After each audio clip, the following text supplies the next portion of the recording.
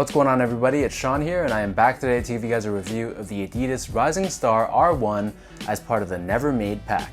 These dropped in late October for $150 US or $190 here in Canada. The official colorway for this shoe is silver metallic, collegiate red, and cloud white. So first off, I just want to give a huge thank you to Adidas Canada. So they sent me this alongside a few other pairs. So it goes without saying, much love guys. Thank you so much for the love and support.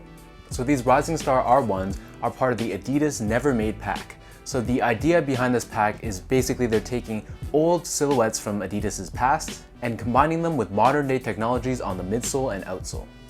So in this case, this combines the classic Adidas sneaker from the 80s, the Adidas Rising Star on the top, along with the NMD R1 on the bottom. So for those of you guys who don't know, the Adidas Rising Star was a shoe that released, I believe, in the early to mid 80s. They are a running shoe and they're known most famously for having the interchangeable pods, allowing the runner to customize the density of the shoe itself. In fact, those EVA plugs found on the Rising Stars actually inspired the design of the original NMD R1. So taking a closer look at these shoes, the majority of the upper is constructed using this synthetic silver leather. This leather, while very soft, sort of has a bit of a plastic feel to it. Wrapping around the edge of the toe box, here we have this off-white or beige colored suede. Found on the mid panel of both sides of the shoe, we have these red and black Adidas 3 stripes. Above this, we have these 3 cream colored plastic eyelets. Moving towards the back, we have this silver leather stitched on top of black leather, which is stitched on top of the heel. Above this, we have this hit of red leather with the Adidas trefoil logo in the center, and then overlaid on top of this, we have this black nylon pull tab. This is taken directly from the design of the NMD R1. The tongue in this case is fairly thin. We have this Adidas branding on the top in red, and then overlaid on top of the tongue, we have these flat style laces in gray.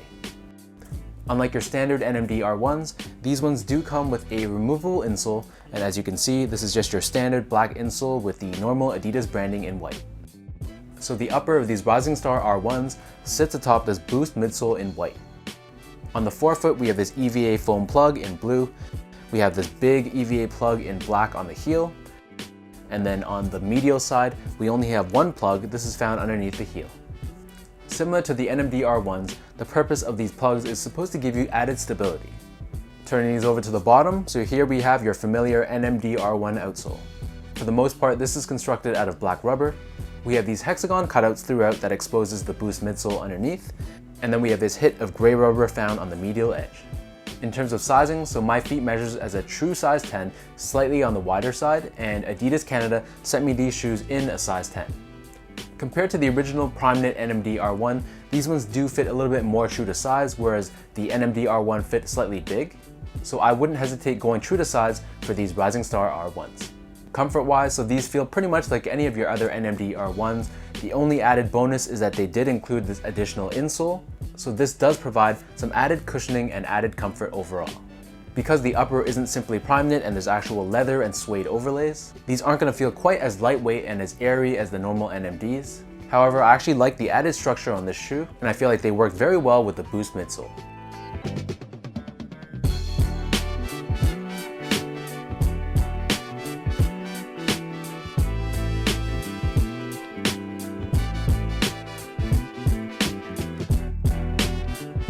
So now let me lace these up and I'll show you guys how these Rising Star R1s look on feet.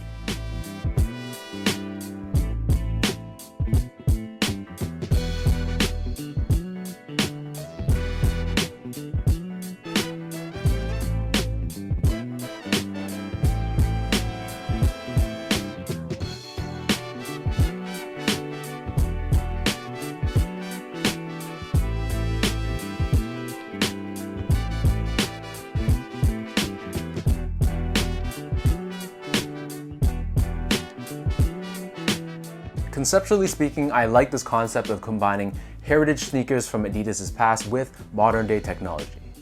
With that being said though, this silver is very loud, and I personally feel like silver shoes aren't necessarily for me. Generally speaking though, if you guys are fans of Adidas sneakers from the 80s, then you probably want to give this shoe a try. I'd imagine that the comfort upgrade on these is significant, and they definitely have some nostalgia factor as well.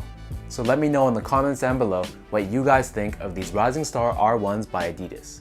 If you guys like this video, be sure to give me that thumbs up, hit that subscribe button if you haven't already, and give me a follow on Instagram at esgo8, check out my Twitter at sean.go, and visit my website as well at seango.ca. Before I sign off, one final thank you goes out to the great people at Adidas Canada for always showing love, and until next time, I'll catch you guys in my next video.